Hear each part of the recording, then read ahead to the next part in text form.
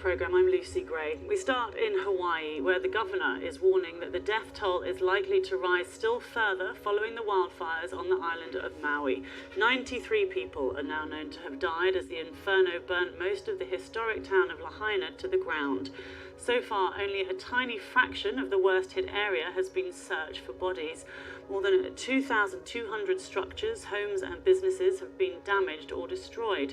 Recovery crews continue to comb through the charred ruins, and hundreds of people remain unaccounted for. The wildfires are the worst to hit a state in America in over a century, and there is growing anger on Maui about the lack of warning about the fires and the response by officials to the thousands left without homes, and in some cases adequate food and water. Sophie Long reports from the island. This is what remains of Lahaina. Cars abandoned as people ran and jumped into the sea to escape the flames. Homes and businesses reduced to charred remains. President Biden promised immediate help and said every available asset should be used to provide it.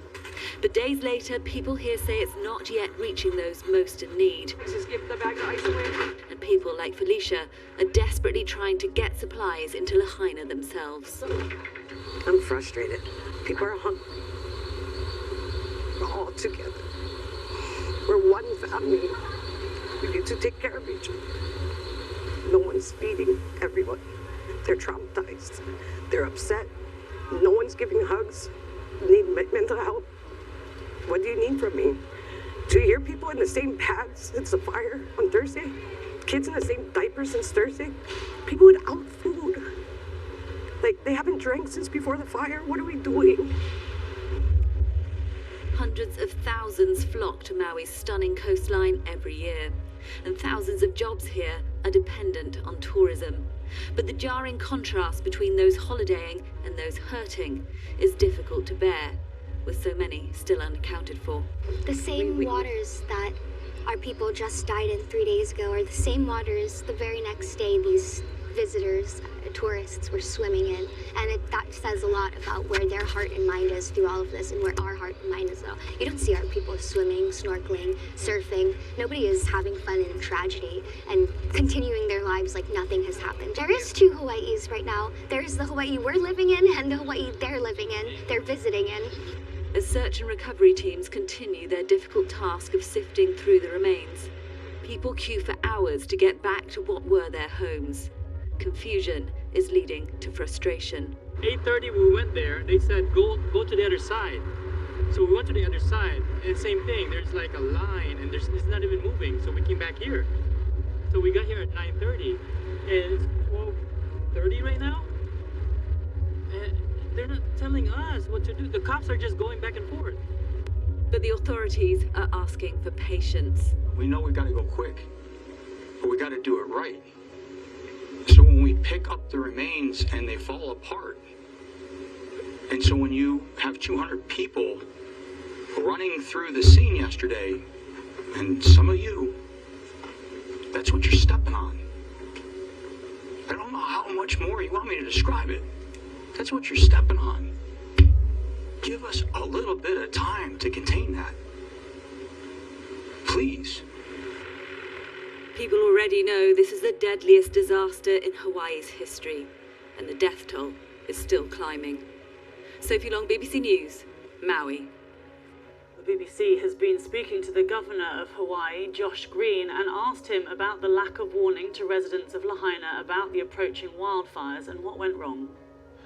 I think really what it was an incredibly overwhelming circumstance, which was a hurricane and hurricane force winds simultaneously with fire. And we've not experienced anything like that in the region in a town before.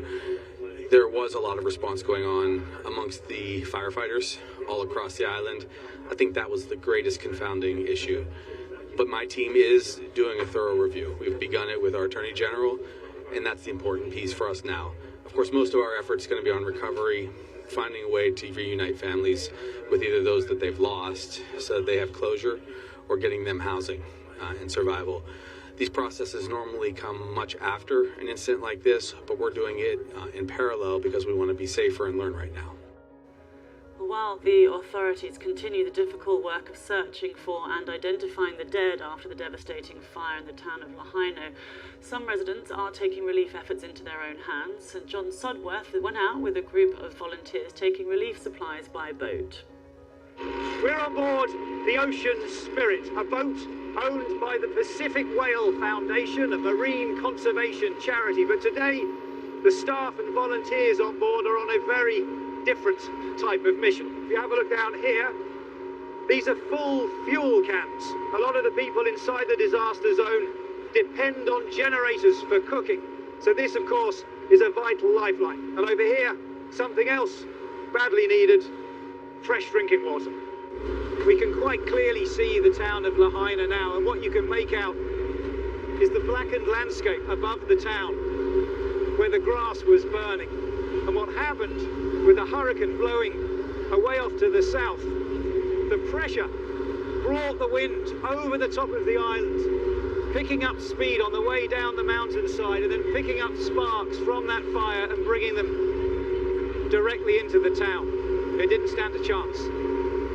As well as the devastated town of Lahaina, which is a short distance that way, there are communities like this one that weren't directly affected by the wildfire, but that have nonetheless been cut off without road access, without power, and without communication for days. So this is vital aid, and all of it delivered by volunteer effort. John Sodworth with that report.